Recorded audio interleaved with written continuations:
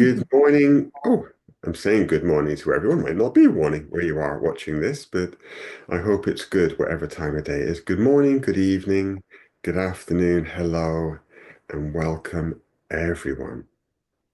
I'm Joe Molloy. It's my pleasure to introduce to you. Oh, to use the other hand like that. It's left. Lovely. To the right. Goodness, right, okay. It's my pleasure to introduce to you Sarah Griffiths, who's you may have seen already recorded a short piece about her experiences of the medicine wheel just as we came to the end of this year's medicine wheel program.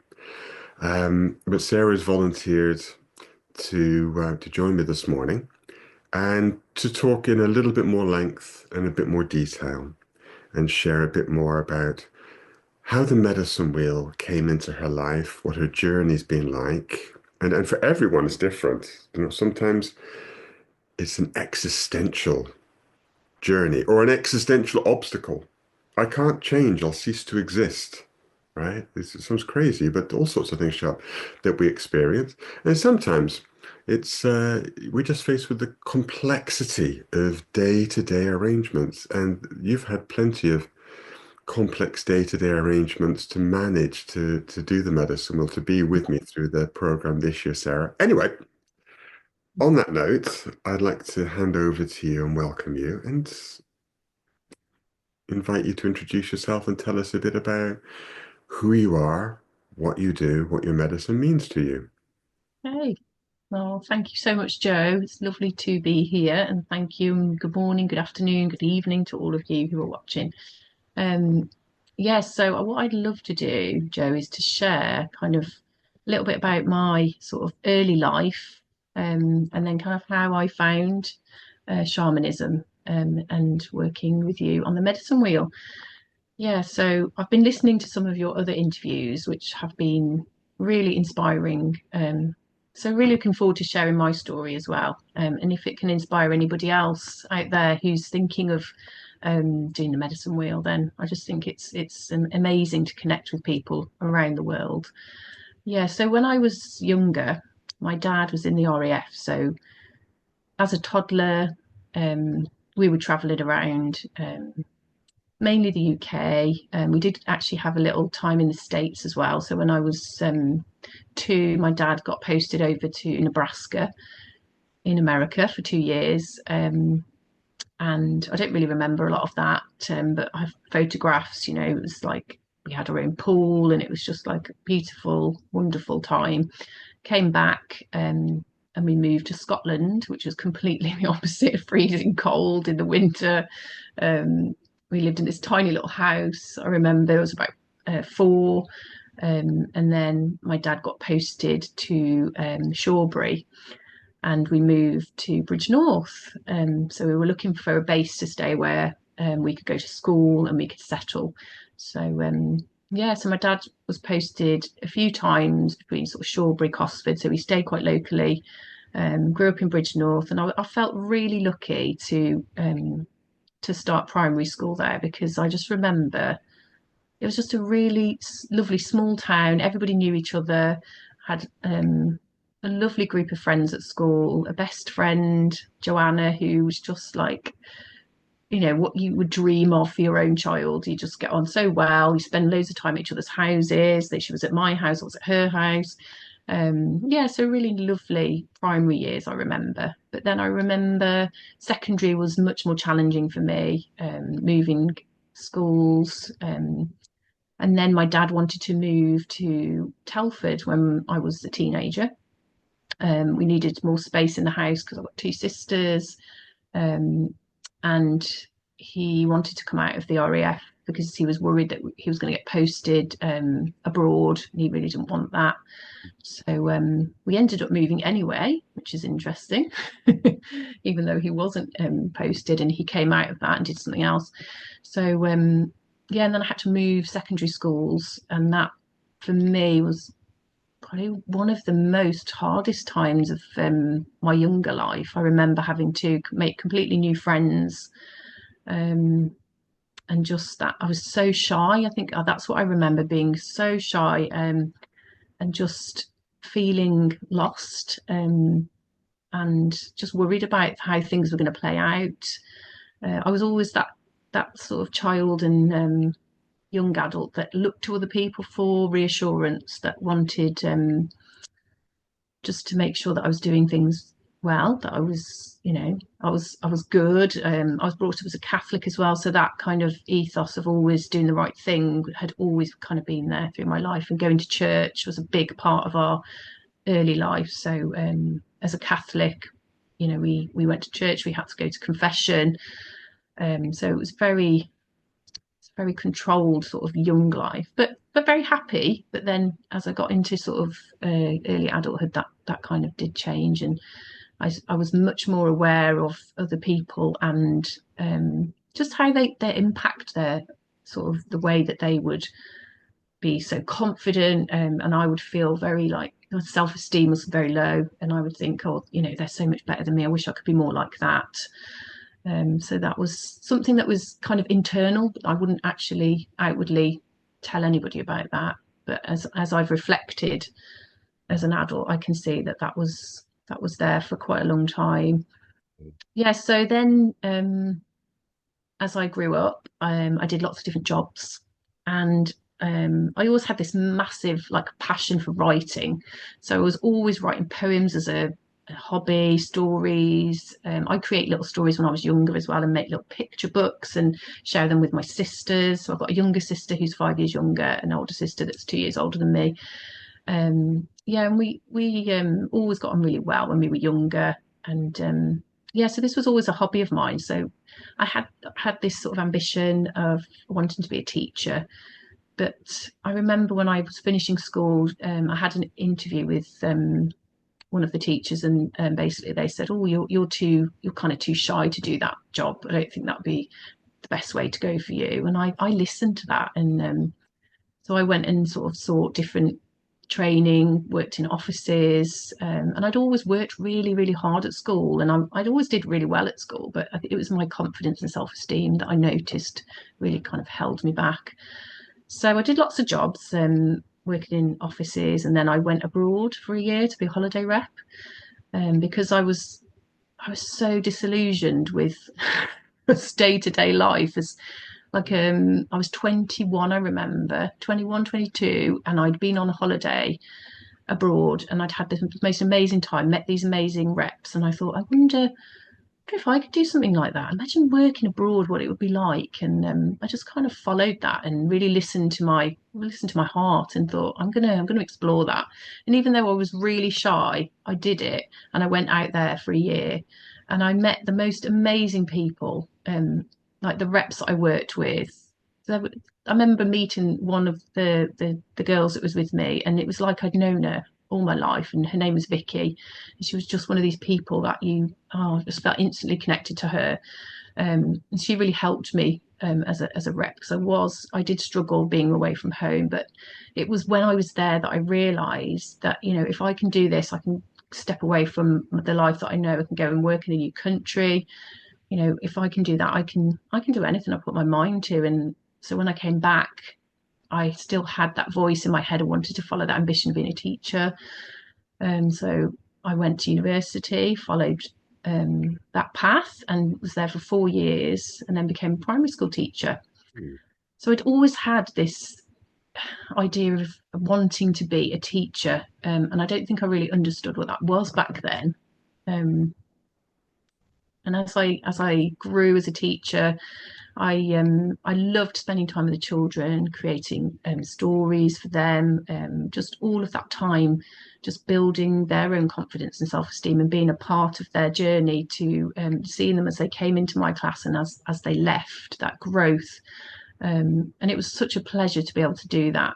But I was so disillusioned with the just all of the way that education kind of puts children into boxes, and I couldn't, like, it was making me poorly, it was making me ill, and had to have some time off.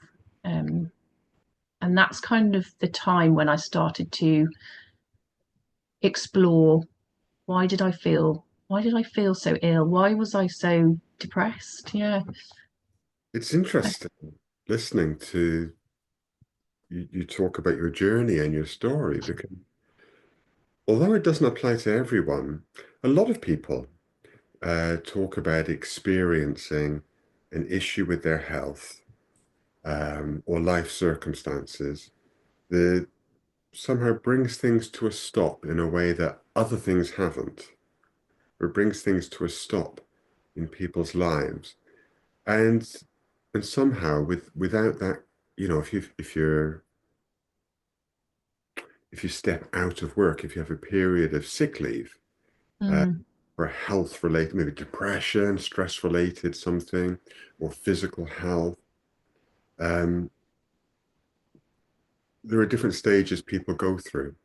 There's almost like if you think about the stages of grief as well, it's like in the beginning, this isn't going to be permanent. This isn't long term. I can shrug it off. It's that denial phase in the beginning, as it maybe that starts even before we kind of take time away from what we're doing or step out of the relationship or situation. And we go through different stages of working consciously and unconsciously with our process. But something seems to happen to drain the momentum out of the push forwards to keep going in the same way.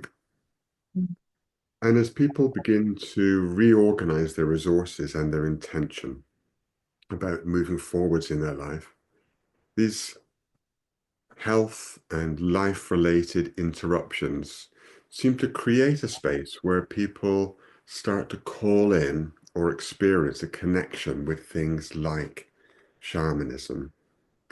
Um, and I don't know if you would characterize your journey in that way, that it's some sort of crisis that created an opportunity. mm. Yeah, and what's really interesting, Joe, is it kept happening. So the first time it happened, Right. I didn't I didn't find shamanism then. So I read lots of different books on personal development, trying to build my confidence, and I took some time out. And I really wanted to start a family, and this was really important to me. So me and my ex-partner, we had our beautiful daughter Eva, um, and that was a really important part of my journey. I knew that I wanted to be a mom, and I had to wait a long time to become a mom, but it made it even more special. And then obviously having her, I wanted to be able to have that security for her to have a mother that was happy. And I just remember putting loads of pressure on myself. So I did do some work in an office again, just so it was nice, low level while she was little. And then I pushed myself to go back into education. So I went back into teaching after really struggling and leaving the school that I'd been at for 10 years. And I went back into a different school for a year.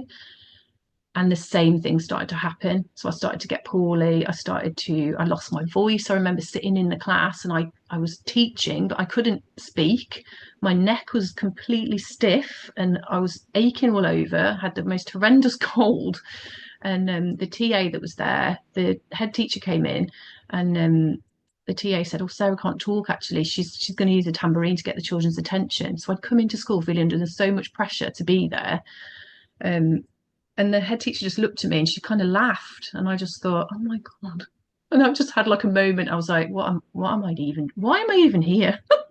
So then I went home that night and I just thought I cannot do this to myself anymore. I'm just making myself so ill. Why am I not listening? And I was exhausted having a young daughter. She wasn't even 2 and she wasn't sleeping. So I was like rocking her to sleep every night and we had real problems with getting her to go to sleep. So I was exhausted anyway from sleep deprivation. So all these things were like just being thrown at me and I just had to listen. And I remember when I was at that school, though, I met a lady who was an author, and she was a children's author, and that was something that I'd been interested in, writing all the stories and just creative writing as a hobby. So I'd spoken to her, and I was like, "Gosh, that'd be something I would absolutely love to do." So she put me in touch with this company who could help me to be in touch with the editor, the illustrators, and show you how to put a children's book together so that you could put that out into the world. So I knew that there was a reason why I had to go to that school. So it kind of connected me with this lady. Um, so I left that school, and I did do a creative craft business for a little while, but that helped me to understand how to build my own business. And then it wasn't really for me. So I went with the author, um, and creating my own stories. And then it was as I was building that business, I still felt it's really to say it out loud. People think, "Oh my gosh, I can't believe that you were so depressed." But I was. I was following this dream of being an author. I'd always loved to write. I was going to schools, and I had a successful author business. And my daughter was probably about 3 at the time, but she wasn't sleeping. And I was just like trying to reach out to find an answer. Why was I feeling so deeply unfulfilled? And I was crying a lot, and I felt like I was misunderstood by my family, my friends. They just didn't understand why I felt like this. And then I found this amazing guy called Dr. Joe Rubino, and he's a self-esteem expert. And I started to read his books. Self-esteem expert. What was Mm, just so people his can name, Dr. Joe Rubino. Ribino. Rubino, yes. So he's got a few different books, but he's got an online presence, and he's been doing this most of his life. So I read some of his books, and it kind of gave me this amazing inspiration to create a book for children about self-esteem. Because obviously I'd had my own struggles as a child, and then working as a teacher, I'd seen so many other children struggle with self-esteem. So as an author, I felt really just had this amazing platform to be able to share with schools how we can help children. And that's what I did. I created this book called Sophie's Spectacles, and it started like a bit of a domino effect of writing these books to help children with their emotional health and well-being. And it was just like, as I was writing the stories and creating them and being able to share them, not only was it helping the children and the teachers in the schools, but it was helping me. It was like, oh my gosh, this is amazing. Like how I didn't realize that that's how it would have happened. And it was when I was creating these books and I was still kind of soul searching for that. Why did I feel unfulfilled? That I found an amazing lady near to where I live in Telford, Joanna Summers. And I was looking for a meditation class at the time, one that I could go into in person.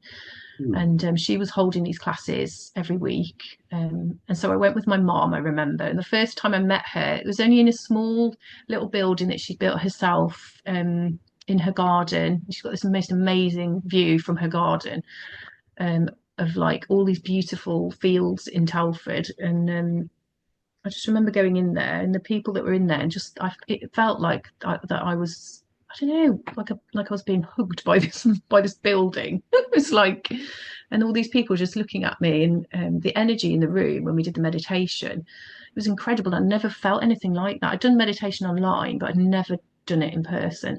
And for the next 5 days, Joe, I was literally felt like I was walking on air. So it's really, I was like, oh my gosh, amazing. Like everyone was like, what's the matter with you?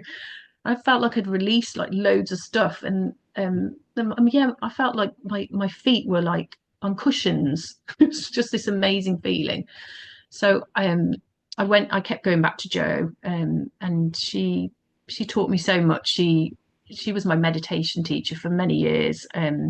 We did Chumpy Magic, the course, the Chumpy Kuya Magic during lockdown. We did it online, so we did learn about the bands of power back in, was it 2020? We did that. And then, so I carried on doing different courses with Joanna, carried on going to her meditation classes, meeting most amazing people that I felt connected with. And so, as a shamanic teacher, she taught the medicine wheel and she taught the healing practices. But then she also taught it as a theoretical medicine wheel. So you didn't have to learn the healing practices, just learning about the theory of it and having your own mesa. So I did it that way. And during that time, so it took a whole year, I learnt a lot about myself, a lot about the shamanic teachings, about the medicine and how it could help me.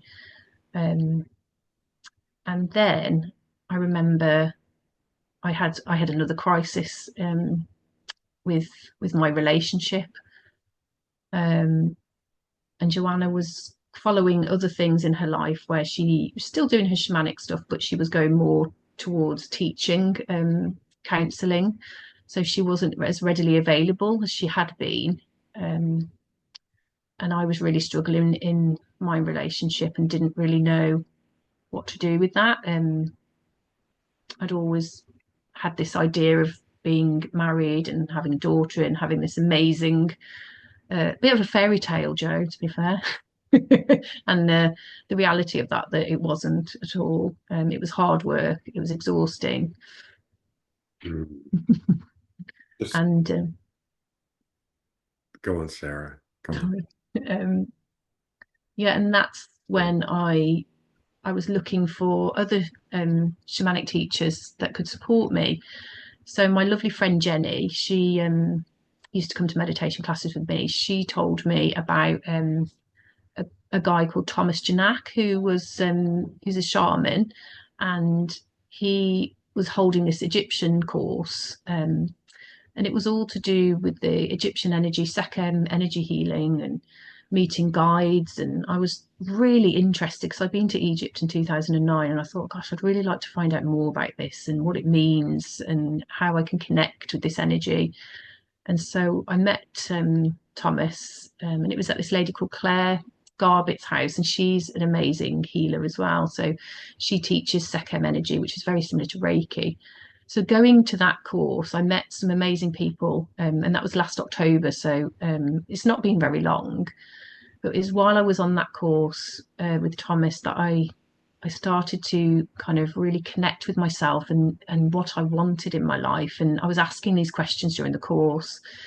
Um, and then I followed just this inspiration to find out more about Sekhem energy healing. So I had the healing, and then I wanted to learn the practice myself so that I could help other people because I felt this incredible like cleansing energy, and it started to show me things that were wrong in my life, and things started to show up. People started to show up that could help me, and I started to see all these synchronistic things happening. It was really incredible. And so I went on another of Thomas's courses, and it was a Tibetan course. And it was just so inspiring that we connected with these guides, and I saw myself, and I was on top of this mountain, and it was so real. I was like, I swear it was my future self, and I was there with this fire. I was holding this eagle's feathers, and this smoke was just swirling round, and this eagle just landed on my arm, and I just got this amazing just voice saying, "Go and follow your heart, Sarah. You need to start your sanctuary."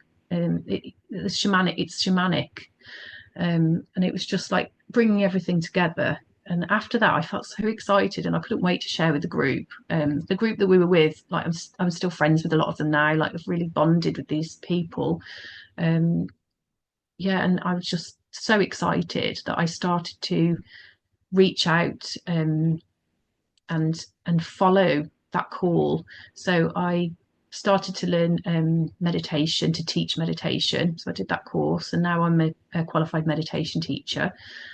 And then I wanted to find a mentor because I was like, I want to follow the shamanic way, this beautiful way, this ancient practice that I learned with Joanna. But I feel like there's so much more to learn, and I just felt this pull. I didn't really know where it was taking me, but I thought I want to go and follow that. So I asked my friend Neil, who's a healer as well, and he said, "Have you heard of Joe Molloy?" And I was like, "Do you know, I have heard his name before by a few people." And my friend Jenny told me about you as well. Definitely, I'll go with Joe Molloy. A friend of mine's done the medicine wheel with him. Just have a word with him and see if he can help you. So I looked you up, and we organised a Zoom call, didn't we, Joe? And then as soon as I spoke to you, I just instantly just felt this amazing connection. I was really excited just to listen to you and just to hear what you had to offer. And I remember asking you if you'd be my mentor, and you said, Sarah, do you remember? Do you know that actually I'm holding the medicine wheel in March? Mm. You just said that, and it was like, if that's something that you would like to do. And I was like, oh, I don't know about that. I thought, my daughter, I don't know how I'm going to work it all out. And I remember you saying, yeah, yeah, but think about it. And the Moon IQ rights was something I was really interested in at the time as well. So I went away, and literally within a few hours, I just knew that I that's what I wanted to do.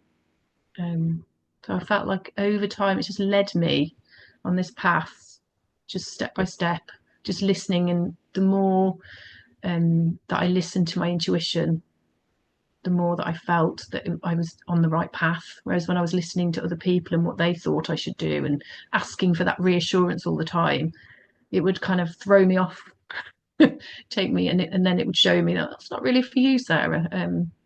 Come on, just come back to yourself and just ask what it is that you want. Yeah. Do you know, I think this speaks so clearly for me to the experiences that people share about, without any frame of reference, comparing their experience to other people, anything like that.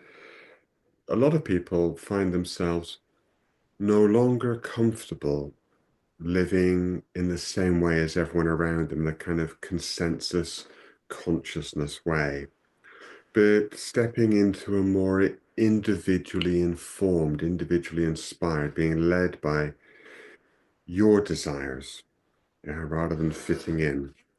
Um, in some ways, for a lot of people, the transition between the two can be very uncomfortable and feel quite insecure because it's all new.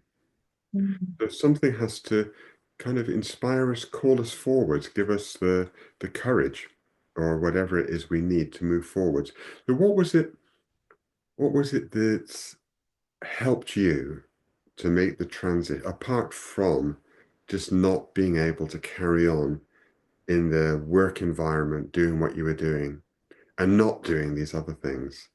Yeah, because I don't want to paint a picture of your life up to a point, or anyone's up to a point, and just say it's just not working because it's not good enough.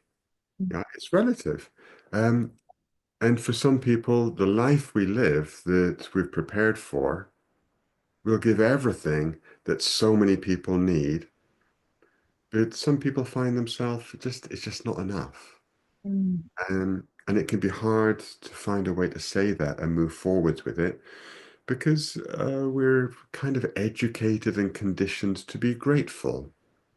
Uh, Mm. many people, and I don't know, people listening to this might be able to relate. Some people, I'm sure, will, that um, we might feel that we should be thankful for what we've got. And wonderful little catchphrases like that that have been imprinted on us. And yet there is a whole world, a universe of different opportunities out there. Mm-hmm. Yeah, and I think that's what I discovered when I started to listen to my intuition, when I started to follow that call. So the author, like writing those beautiful stories and connecting with those stories, and then seeing those children connect with those stories. Like I hadn't felt anything like that before, where they were like the teachers were like they're literally hanging on your every word, Sarah, because my stories rhyme, and I would present it in such a way where it was exciting for them. I'd have like all these props and get them to come out. So I've done stories about self-esteem as Sophie, but then I did Jack and the Genie, and Jack's like this little boy who wants to be an architect when he's older, and he's always drawing, but his dad wants him to be a footballer, and he wants him to play for England. And so I get one of the children to come up to be Jack and put on the England shirt and get them to play it out, and like the kids just absolutely love it. And then I do the voice of the genie. So it was doing all of those things and following that, just that internal, like it's like a compass, isn't it, Joe? It's like a compass. It's pulling you, it's telling you, and how I understand it is when I have a feeling that I get like goosebumps. It's like a goosebumps down my back. It's heart based, and I just know, oh my gosh, this is exactly what I want to do. This is amazing. So it was following that inner compass. It was following that heart based feeling. Um, and so when I worked with Joanna and we did the meditations, and I would just feel this massive release after I'd been to her classes, and it was the people that I was meeting as well. So I felt so connected to these people, whereas a lot of the people that I'd known for quite a long time, I was finding we were so, not that I didn't love them and I didn't want to spend time with them, but we were just going in different ways, and we had different interests. But the people that I was meeting, I felt so much more connected with and excited to see them and talk about things and discuss things that I maybe hadn't been able to before, because other people just didn't see life the way that I did. Um, yeah, so it was really exciting, and I think that was it. It was the feeling that I got, the more aware of when I followed that, how I felt, and it just got stronger and stronger. And then obviously I met you, Joe. And then we did the medicine wheel, and oh my goodness, I because obviously I'd done it with Joanna, but it was more theoretical. We still had a mesa, but we didn't do the healing practices. So I was like completely new, and I remember you said, "Did you do this, Sarah?" And I'd be like, "I don't think I've done this," but it was amazing because you were teaching us how to heal people. So we were like your guinea pigs. Obviously, we'd never done it before. I'd never had an illumination done before on me. I'd had like Reiki and different things, but I'd never experienced an illumination by you. And when I remember the first time that you did that, and it was when you were doing the intake interview and you picked the stone, Hmm. and it was the way that you asked me a question, and it was something that had happened in my past, about a past relationship and the way that these people had treated me, and you said, but why is that okay? Is that okay, Sarah, that they did that? And I was just like, oh my god. It was almost like I just accepted that I wasn't good enough, and that's why they treated me that way. And so it's something, just I felt something, oh, just come up in my stomach, and then just made this massive release, and I just burst into tears, and it was like sobbing. It's like and it made me see just how much that we hold in our bodies, and I didn't realize that how much we don't listen to our bodies. And I think the shamanic works made me understand, because you always say the body never lies, Sarah. I always hear your voice saying that. I'm like, it really doesn't lie. You're right, it doesn't, and it will tell you what you need to know. You just have to listen to it. So that experience for me was amazing. And then when you brought in the illumination, and just the peace that was brought into my body afterwards, and how you can work with that energy to bring in that new into your life. So you're not living from that past imprint. You're now bringing in that future, and you're bringing in what you want. Yeah, so for me, those first healing experience were incredible, and then we got to work with other students, practicing online with each other, and also in person when we were with you, at your place, in Worcester. It was incredible. Do you have this lovely mesa, your medicine bundle, with you? Yes, they You're do. It's walking. here. I think it's just nice. Do you know, Mhm. see these? Oh, they're so pretty. Um, and you've got a traditional Kero style cloth, Mm. which comes from the Andes. Mine's from the Andes. I bought this in Pisac. Oh wow. When So Joanna Summers sourced these from the Andes, so I got it from her when I did the medicine wheel the first time. Yeah. they're beautiful. Beautiful. I remember the first time I ever saw um, a kind of collection of mesas around an altar, maybe about 20 of them. Um, and it was the first time I'd seen that. I'd gone to have a chat about the Inca traditions and the medicine wheel with someone, and been invited to kind of come and join in with this ceremony, morning activity that was going on. And I remember looking at them, and in a wonderfully naive way, I thought they all looked like presents, like Christmas presents. Yours up again, and people can see. Can you hold yours up again? Yeah, yeah. And they can Got see. like a little bow. Yeah. Oh, Unwrap it. it's very carefully wrapped. It's got beautiful colors on the outside. And yet, what's most important is what's on the inside. But the outside says something about how a shaman holds their medicine, how they want people to see from the outside what might be on the inside, what else, what extra is available to them on the inside. Thank you, Sarah. That's lovely. And I thought, I didn't know what these things were, these bundles. And I thought, well, maybe one of them is for me. I don't want someone else's medicine bundle. But I think it was at that point that I began to feel um, this connection with this particular tradition, this particular work. And you've mentioned Reiki, Sekhem, Egyptian mysteries, Tibetan ones, maybe some other things I've missed. But, and I'm having some familiarity with these things myself also. What I love about this tradition is that nothing has ever been lost from this tradition. It's been preserved as a continuous lineage of medicine people, not, not going grand and standing on top of big kind of podiums, medicine people. I am, and I've been, since the year of dot. They're just ordinary people who live their lives in balance and harmony as best they can. And to help them do it, they call on that which is available, the organizing principles of the universe, the forces, the Pachamama. Yes. The one who holds the balance between time and space. The mother of creation, the mother of time and space, Pachamama. These two syllables, right, in the Quechuan language, we think Pachamama is one word. So one word means one thing. Hmm. Yeah, this is how the mind works. And then the mind is happy. I have this new word. I know what it means.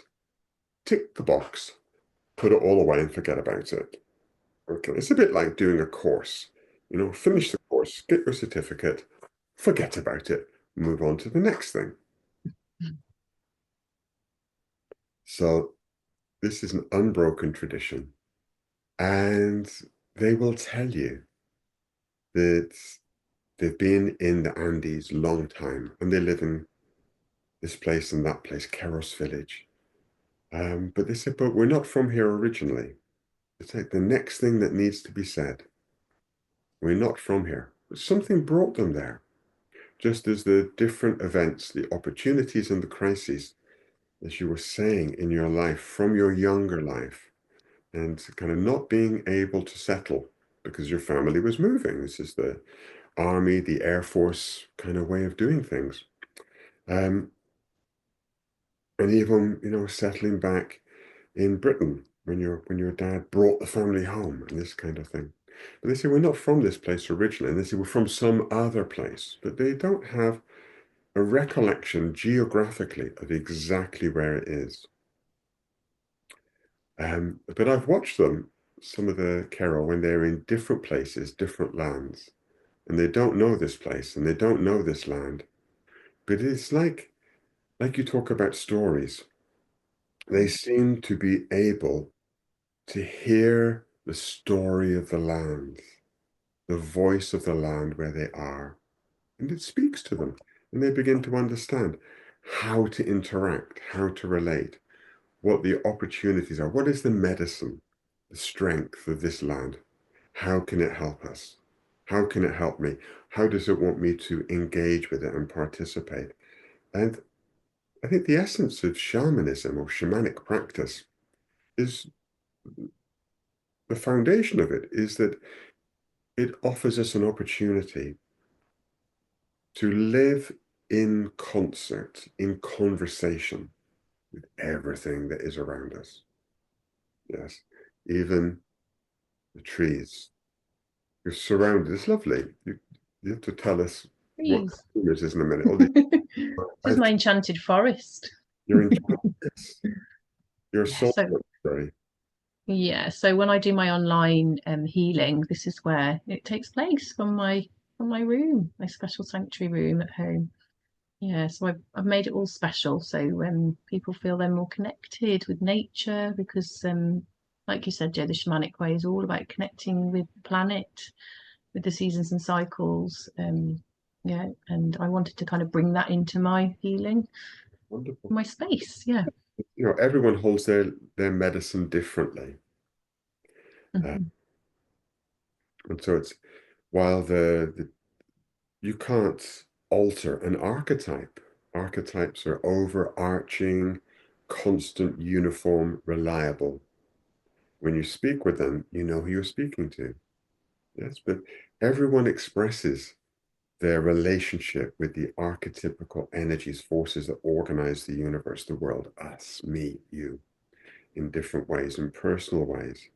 And I think this is really important to recognize because there are so many different ways that we can fall out of balance, harmony, Aini, we say in the Inca Quechuan language. Um, that it makes sense in such a diverse world, more than the land of the Andes, that in such a diverse world as this medicine, these healing practices, and it's not just the ceremonial practices, it's sometimes just these little insights that help us to live our life a bit easier, more harmoniously, and more beautifully. I think Yeah. that's what I've found, Joe, finishing the medicine wheel with you. It's just the beginning. But Yes, yes. yeah, it Yeah. is. And it's like when we did the East and we learned the death rites, and I think that was for me the most incredible experience because it taught me about like your mortality in your body. Obviously, your spirit is immortal, but it's like you understand the importance of this life now, being here now, and what you can do. Um, and when death comes, you can't have a conversation with it and go, "Oh, could you just wait a month, please? I'm not quite ready." It's like this is the end, and this is happening, and you need to understand that. So, let's put our things into order now because this could happen to you at any time. So, are you doing what you really want to do? Because you need to go do that.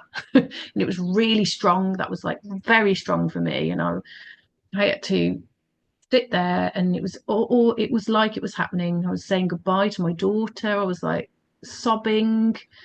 The person who was playing the role of my daughter, they were sobbing. It was like, oh my gosh, it felt so real, and it was like it was a wake up call. And I feel like all this work, it's like you're aware, but then it's like each time you're doing these healing practices, it's almost like another stage of awareness comes, and then more comes, and it happens in stages. It's just amazing. And I feel like I understand when you talk about Aini, that balance and harmony within yourself and with the world around you.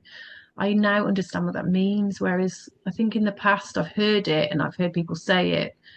I'm like, yeah, I'm in balance. What do you mean? Of course, yeah. But it's like, no, you really have to understand that it's internal. It's within yourself first. It has to be within yourself first before you can see it play out in your life.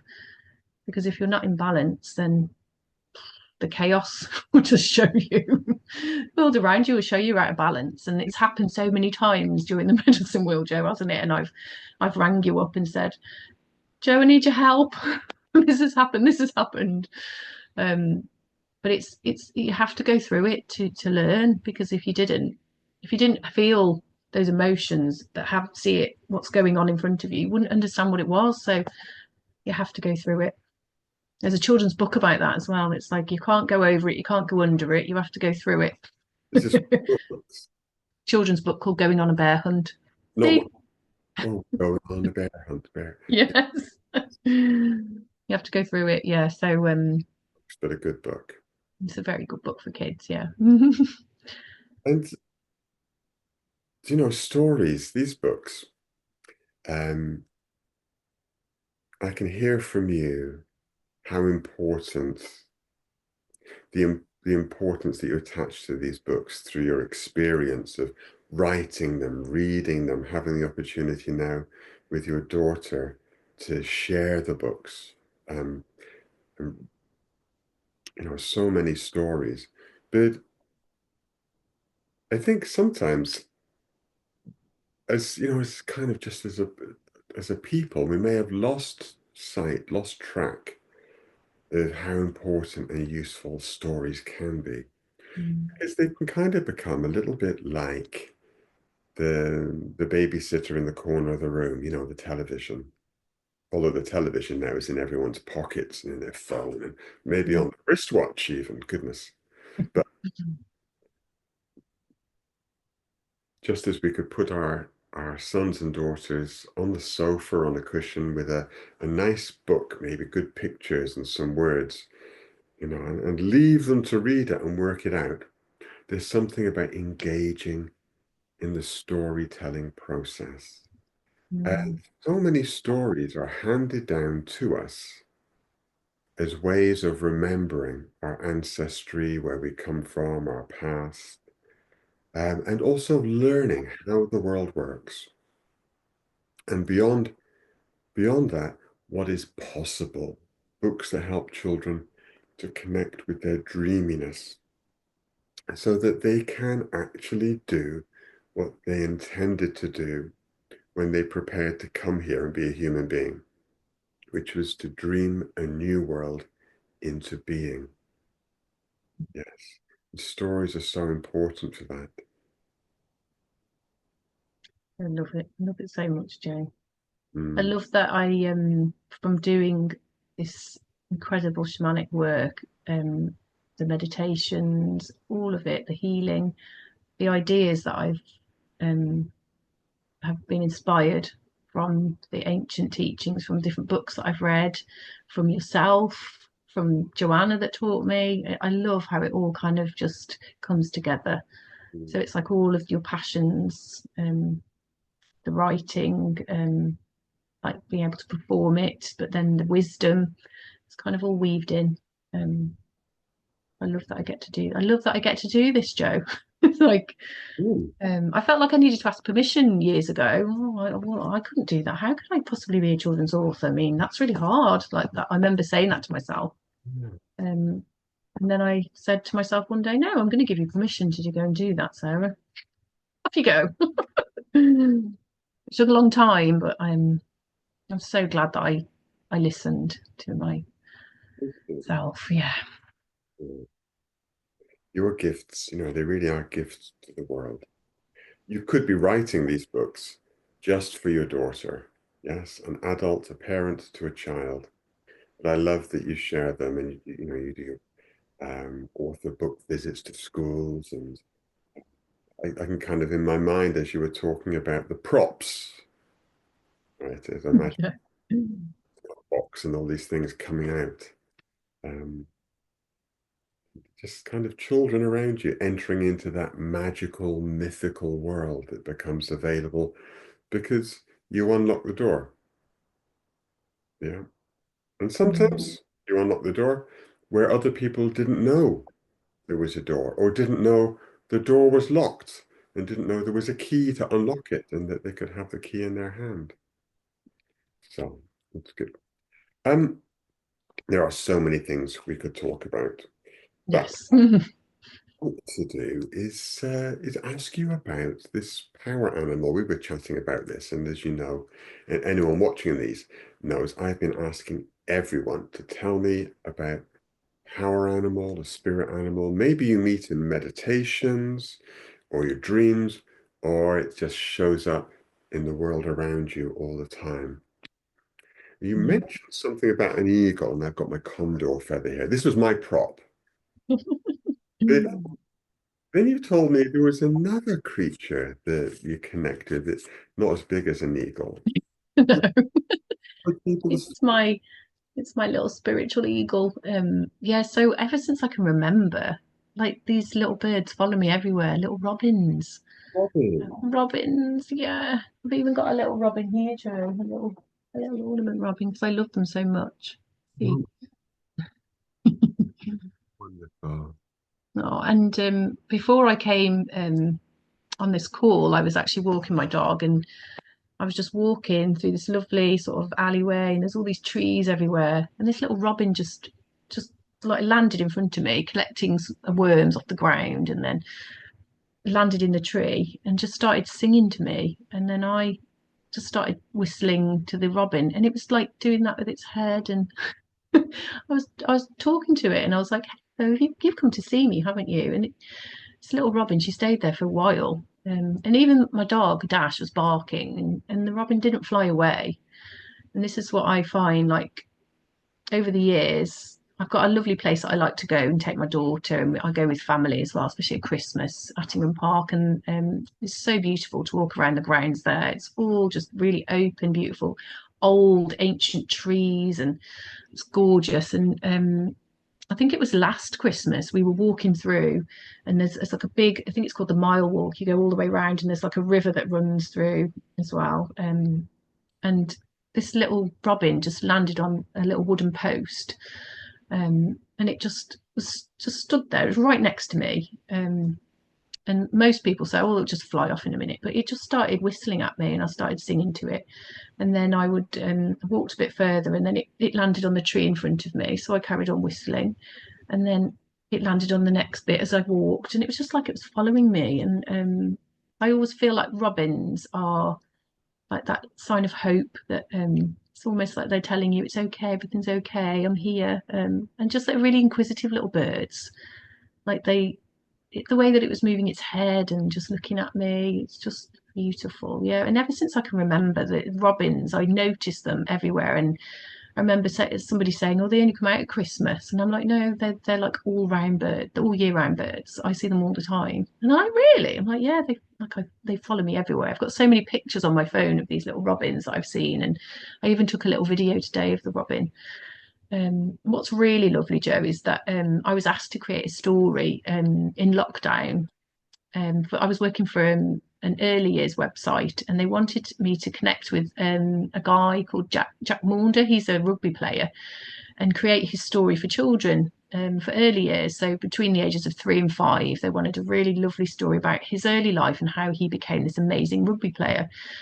And so I had a chat with Jack about like his early life, and it was that day that I'd seen this little robin when I was walking out with my mom, and we'd walked to Appley Woods, which is not far from where I live, and there's a beautiful like lake, and we were stood next to the lake, and there was this fence going around it, and these two robins just landed near us, and they were just kind of whistling to each other, and I was just like, "Oh, look at them, they're just so beautiful," and we were just watching them, and when I was thinking about creating this story, I thought about Jack and about how he struggled with getting things wrong when he was younger. He used to get angry and he'd bang his fist on the ground if he didn't, he didn't hit the wickets on the in the cricket game, or if he dropped the ball in basketball, and then he was doing then he did rugby, and if he missed a try, all these different things. And I thought about imagine if he'd met a robin and she'd been there for him and how much she would say to him. And then I just got this amazing little voice in my head, and it said, "Don't give up, Jack. Count to 10. Take a deep breath and try again. Say out loud, I can do it. I am right on track. I know what to do now. Come on, let's do this, Jack." It's just, I wrote this lovely little poem about this robin helping Jack. And yeah, and that's a story now called Bounce Back Jack. So I feel like the robin's kind of always been there, and now I'm bringing her into my stories. Um, are all of your books written for a particular age group, Sarah? Or Um, but probably more so for primary, so between the ages of 5 and 11. Yeah. so if anyone listening is inspired by what you've said about your books and they have their own children or children in their life, nieces, nephews, friend children, Hmm. their partner's children, but maybe not biologically their own, but If they would like to kind of dive into these beautiful literary gifts that you've created for Mhm. children, where would they find them? And where do they find you as an author?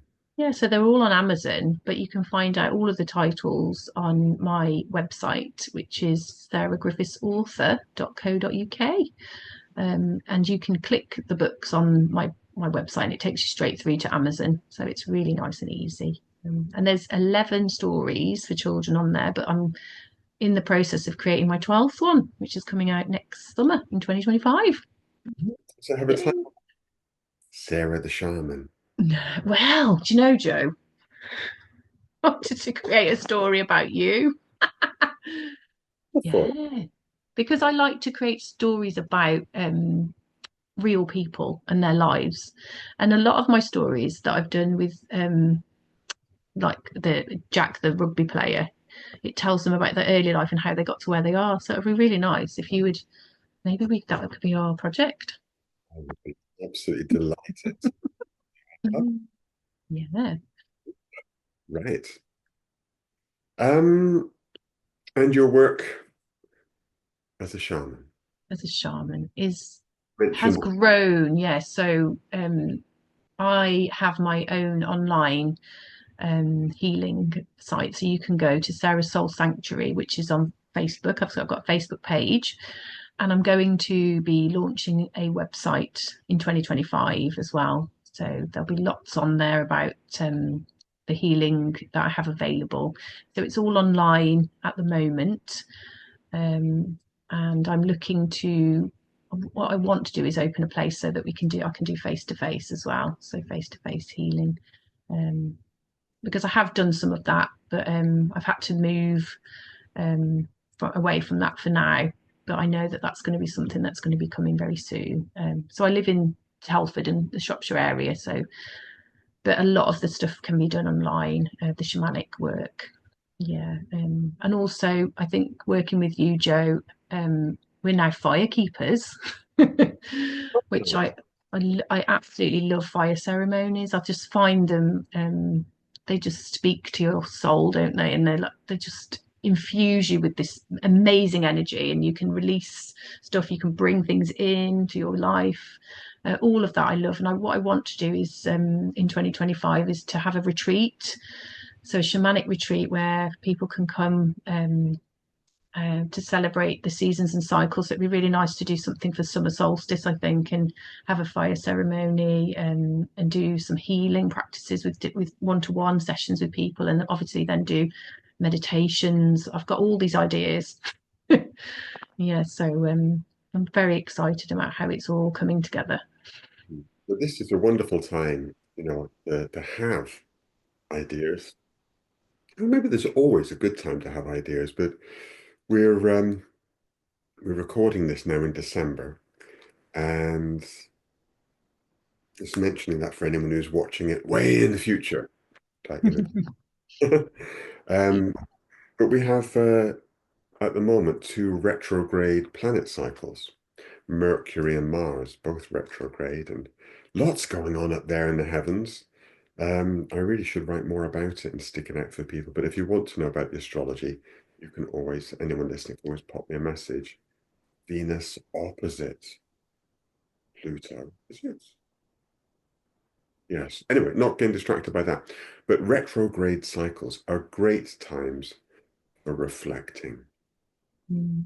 So it's always good as you see these things coming up. Have a few thoughts, ideas, projects, in your mind, so that when Mercury goes retrograde and everything around you seems to slow down, emails don't get replied to, phone calls don't come, people don't turn up, nothing happens. Rating. The Amazon guy doesn't deliver your parcel on the day you want it, anything, whatever it is. Um, these are ideal opportunities to reflect. So invest in your reflection. When things aren't going forwards, right? It's like the catapult is being pulled backwards. So that what project into the Ready future. to fling you into 2025. Absolutely. Yes.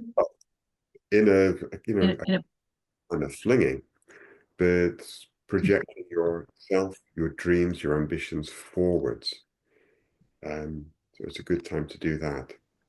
So we have to watch this space for your summer retreats or mid. yes, yeah, and then a space where I can do one-to-one healing.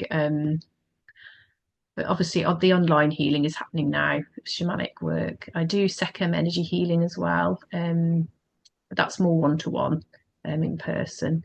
And my meditation classes I hold every Tuesday night in Telford at Rockwoodine Village Hall. It's just a lovely safe space, Joe, that people can come and they can just have that space to be held, to have that time for self-care, for relaxation, rejuvenation. And I do work with full body relaxation. We do some singing with mantras, and I also do work with the chakras, so balancing the chakras, and then I do a beautiful journey at the end. So I take you on a beautiful adventure to meet lots of guides and power animals, all sorts of amazing adventures we go on. And it's just a really lovely space and I've connected with the most amazing people. I've got my lovely group that comes every Tuesday, and there's always like new people inquiring. So I'd love to welcome new people in 2025 as well. It sounds good to me. I'm sold. I'm in. Yes. So, Sarah, I'd like to Mhm. thank you again so much for taking time to share with me and everyone listening this morning. Pleasure. Mhm. Your contact details for everything in the notes under the video so people can find you. Yeah. Um, and I do hope you'll be back with me and everyone else who's been recording videos and conversations recently in January when we're going to have an open panel. And anyone wanting to join can come and join in and ask any questions of anyone in the panel, yourself, me, any of the others, about uh, this work, these traditions. Um, I felt like I left something hanging in the air and I just want to tag something onto it, which is this story about we're not from here. Yeah. It's everything has to happen. Conversations that happen in different languages have to go through different kind of filters to try and understand what someone else is saying and then turn it into your own sort of frame of reference and sort of primary language of understanding. Um, so sometimes when people say to these Kero shamans, when they see them in the morning, when we come out of our hotels in Sacred Valley in Peru, say, um, ask them questions like, where do they come from? And they might mean, where did you come from this morning? Where did Mm, you stay last night? Yes. Or they might be asking, where is your home? Where were you born? Where do you live normally? Um, but where we come from, for them, after they say, well, yeah, we come from this Keros village, but we're not from there originally.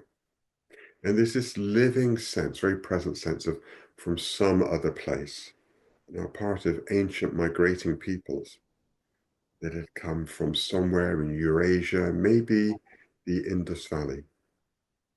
Yeah, this love to talk about these things, but I won't go on all about it now. But they will say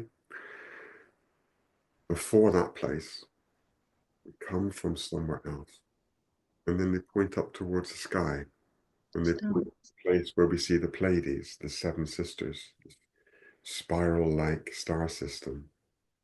That's where they remember they're from. Wow. I think they're not the only ones, but so many of us have lost touch, lost track, lost the memory or the knowing of where we're from, which is why stories are so important, that they help us to maintain our mythologies in a way that helps them to support us in our lives. And what we lack mostly, I think, in my opinion, as I kind of understand it in at this time in our world, is that we are living in a mythically deprived culture, society. And we need new myths, new heroes, new understandings of them. We look at the people that are representing us, elected by us, voted for by us, whether that's a tick on a box in a ballot box, or paper in a ballot box, or whether it's choosing someone by going to watch them play cricket, or buying their music and elevating them in the pop charts. We choose the people we want to be our heroes. And some of them, they're not very shiny and pristine. They err towards dark and the wounded sides. There's a part of that in each of us. But if that's all that we look for, it's all we'll ever see, and it's all we'll ever create from. So I love that you're bringing in these new mythologies, where they take us, where they take you, where they take the children and the other people who read them with them. I don't know, but I look forward to finding out. I can't wait to create more, Joe. Yes. Yeah. Yay! New inspiration now, you see, 'cause I've done the medicine wheel. You've got number 12 lined up, Yes, and then maybe then I'll be number 13. Shaman Joe. 13th. Joe's journey. Those two. Well, yeah.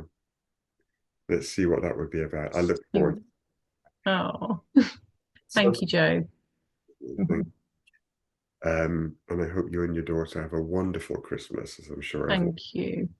And to you and your family, Joe. will be seeing you soon and joining together when we do this again Yes. in the new year. So until then, and thank you everyone for watching. So much love and see you all soon. Bye.